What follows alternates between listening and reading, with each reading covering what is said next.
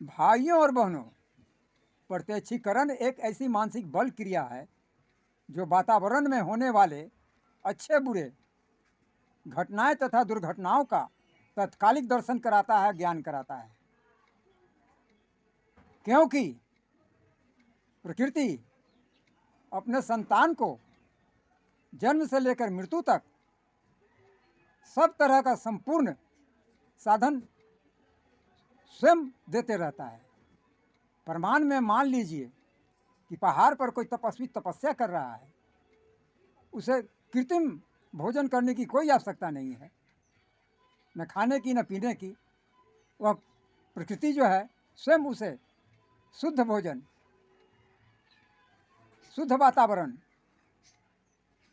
शुद्ध हवा एवं शुद्ध जल, शुद्ध अग्नि और शुद्ध मिट्टी और शुद्ध प्राणवायु निरंतर प्रदान करते रहता है।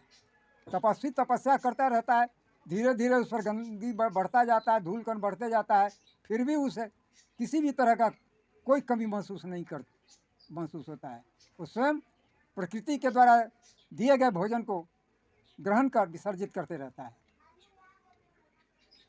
इसलिए प्रकृति का दर्शन स्वयं पहले कीजिए कि प्रकृति जो है यह कार्य संपूर्ण, क्योंकि ध्रुव तजय ध्रुव गए ध्रुव ही निष्फल जाए। निश्चित वस्तु को छोड़कर जो अनिश्चित की ओर जाता है, उसका निश्चित वस्तु नष्ट हो जाता है, और अनिश्चित तो पहले ही से नष्ट है।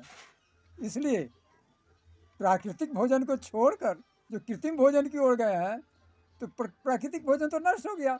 अब कृत्रिम भोजन के चक्कर में पड़े रहिए, तरह तरह का जो है दुख पीड़ा सहते रहिए, आबादी बढ़ाइए, बेरोजगारी बढ़ाइए, बीमारी बढ़ाइए। तो मेरा कहने का तात्पर्य है कि आपका शरीर प्राकृतिक पाचन बल क्रिया करने लायक रहा नहीं, वो तो मर गया और पूरे विश्व को नरक के दलदल में डाल दिया। अब आप लोगों के प्रकृति के शरण में गए बिना कल्याण होगा नहीं। इसलिए टिक्की वाला फरिश्ता का पूर्वज जो मूल वेद अपने पुस्तकालय में छिपा के रखा है, उसे ला करके विश्व के घरों को कोने कोने में सरल भाषा में अनुवाद कर पहुंचाया जाए, जिससे विश्व का जो है कल्याण हो, विश्व जो है स्वास्थ्यवान हो, विश्व बुद्धिवान हो, विश्व आनंदमय हो। इसलिए आप लोगों से निवेदन है, गुरु ज्ञान की जय हो।